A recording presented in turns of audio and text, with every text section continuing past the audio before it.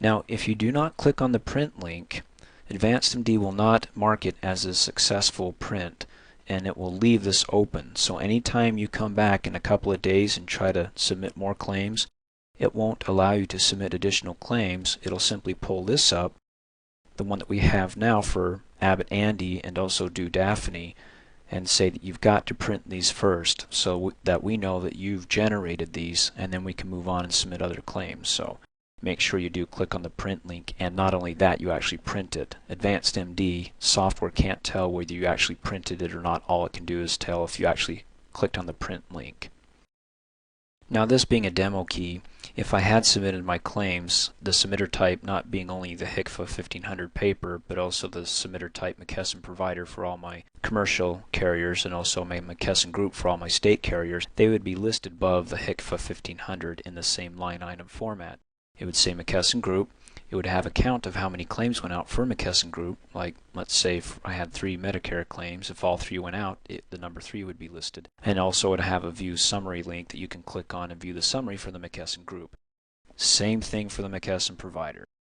So instead of 2 here, most offices will have 4 line items.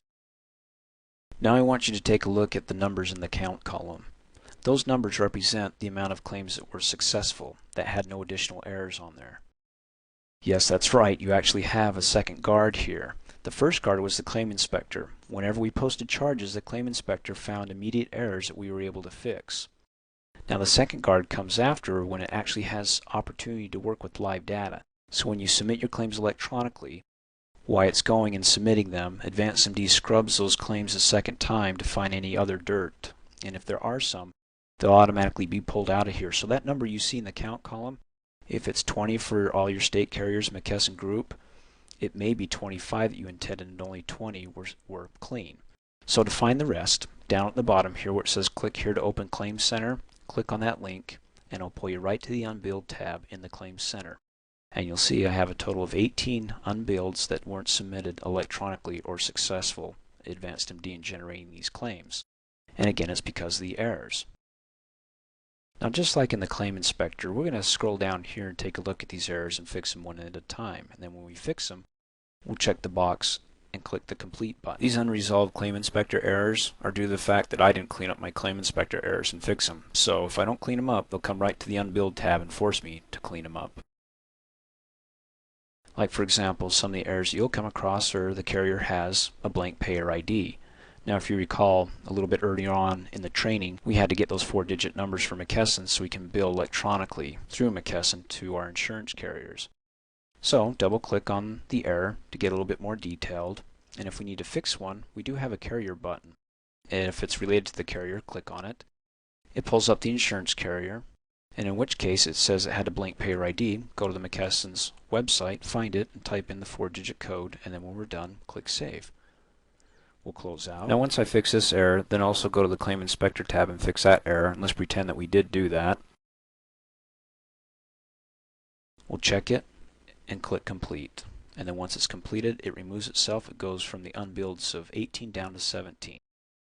On this screen only, when you've completed it, it'll take that claim and queue it back up to be resubmitted through your claim submission wizard. In other words, you don't have to go back and find it in the charge review or the claim inspector. It just dumps it right back into your end of day wizard. Now when I'm done fixing all my unbilleds, and that means fixing all the errors and being sure to check them all off and then click the Complete button so I have 0 unbilleds, I'm going to close out of the screen and I'm going to click on the Restart button. Now when I restart my claims submission wizard, it'll go back to the original screen that we saw, which had the Next button, and the moment I click Next, it'll start loading and scrubbing those 18 unbilleds to make sure they're all correct. And if there are no errors, in this screen, it'll come back and the count will be different. It'll be way different than what you see before you clicked Restart, because it basically sets everything back to 0 again, and now it's focusing only on those 18 unbilleds. And if all 18 pop up, so I have maybe 9 in McKesson Provider, 9 in McKesson Group, as long as I get the total number of 18, then I know it's a success. And now once you've made sure that everything was a success and you have no more unbilleds, and that everything has been generated, and that you have actually printed your HCFAs, because once you click Finish, this is going to go and you won't be able to print them, at least not from the screen. Go ahead and click Finish. It'll check the Claim Submission Wizard off, And then as you can see, the last step is our unbuilds. Now, I already fixed the unbuilds in the claim submission wizard because it was easier for me to fix them there and click the restart button to quickly resubmit those claims that are fixed than it is to skip that process and finally do the last step of my unbuilds here, because if I fix my unbuilds here, then I have to click back, uncheck, click back, uncheck, and then rerun my claim submission wizard if I wanted to have this checklist fully checked off here. So what I want to do is I can simply click finish right now, and I'm done with my end of day wizard. Now, of course, when it comes to your end of day wizard, you can always go back and click on it again. So if you're in the middle of it, like yesterday, and you had to leave, you'll have them checked. They'll still save. You can always pull it back up, and if I only got to my daysheet final, all of these would be checked, and then I would click next and run my claim submission wizard. As you recall, in the end of day wizard, they had 6 items for you to check off or to generate and go through, and those can be found at various places throughout Advanced MD besides the end of day wizard. For example, the reports, deposit slip, daysheet trial, and daysheet final can all be found under the reports menu, down to billing, and right here. Next, you have the charge review or the claims center. The Claims Center is the last green button on the toolbar, and as you recall, it pulls up the Charge Review, Claim Inspector, and the Unbilled tab.